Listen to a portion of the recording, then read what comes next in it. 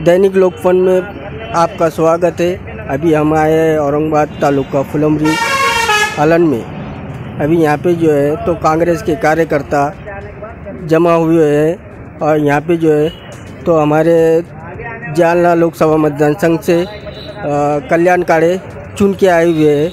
इनके कार्यकर्ताओं से हम विचार विश्राम पूछेंगे।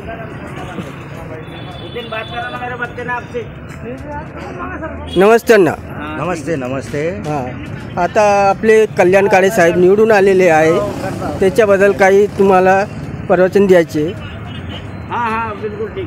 नुकत्याच झालेल्या लोकसभेच्या सार्वत्रिक निवडणुकीमध्ये काल जालना लोकसभा मतदारसंघामधून 25 वर्षाची रावसाहेब दानवे पाटील यांची असलेली हुकूमत या ठिकाणी माननीय कल्याण काळे साहेब यांनी या ठिकाणी उखडून टाकली। त्यांच्या आज आपण बघतोय की कुठलेही पक्षाचे पदाधिकारी असतील किंवा अन्य कोणी असतील, हे चालत्या गाडीमध्ये बसण्याचा प्रयत्न करतात व कल्याण काळे साहेब मात्र याला अपवाद आहे।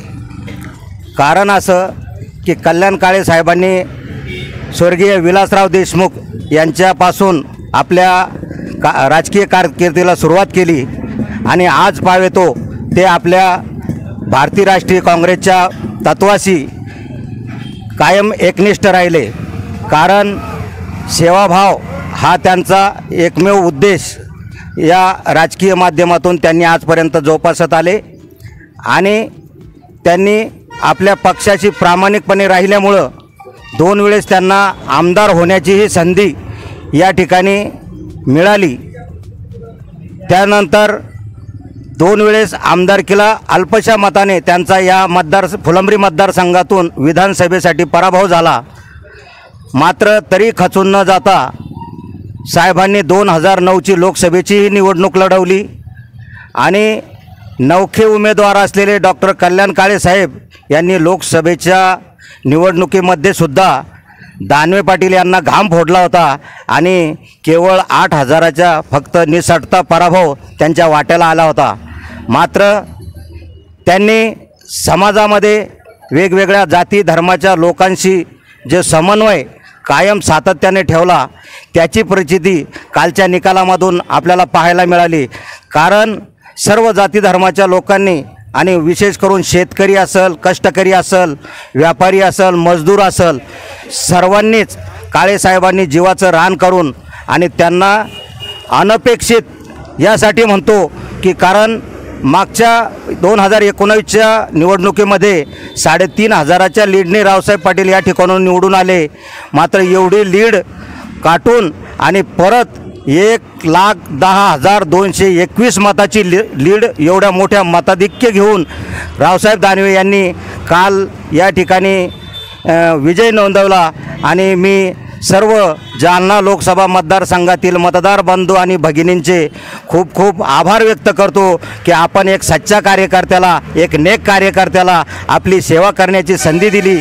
त्याबद्दल मी काँग्रेसचा कार्यकर्ता या नात्याने आपणाला खूप खूप धन्यवाद देतो व काळे साहेबांना सुद्धा त्यांच्या विजयी झाल्याबद्दल त्यांनाही शुभेच्छा देतो आणि काळे साहेबांच्या हातून आपल्या जालनाकरांची आणि संभाजीनगरकरांची सेवा घडो एवढीच विनंती करतो। धन्यवाद। धन्यवाद नामोंना।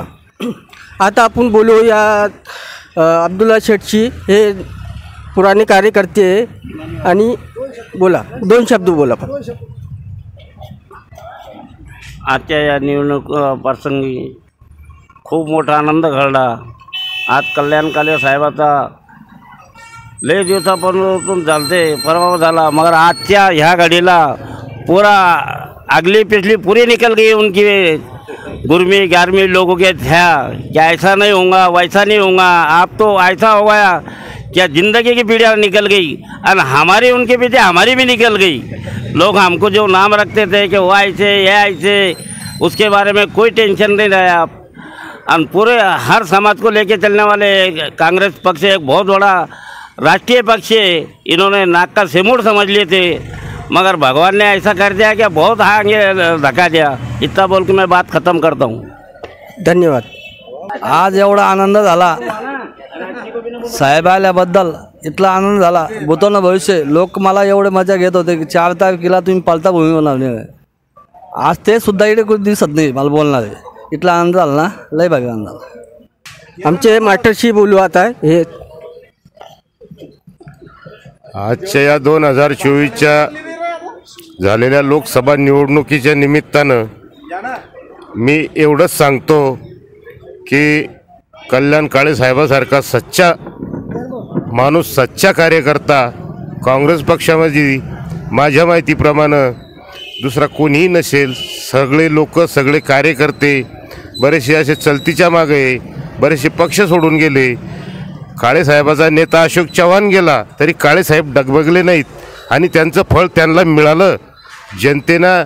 आणि एक प्रकारची 5-25 वर्षापासून एक सगळ्या राजवट, हुकुमशाही राजवट साहेबाच्या निमित्तानं संपुष्टात आली. हे खूप शेतकऱ्याच्या आणि सगळ्याच वर्गाच्या दृष्टिकोनातून, सर्व जाती धर्माच्या समाजाच्या दृष्टिकोनातून खूप एक आनंदाची बाब झाली. आणि परत असंच महाराष्ट्र सरकार, येणारे जे सरकार आहे, निवडणुका अशाच बदल व्हायला पाहिजेत. हा बदल होणं गरजेचा असतो.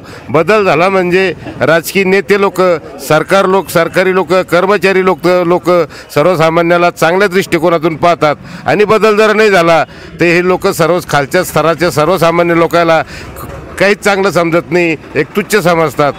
हे खूप चांगलं झालं, खूप आनंद झाला. असाच बदल नेहमी होत राहो अशी मी एक माझी भावना व्यक्त करतो आणि 2 शब्द संपवतो. धन्यवाद.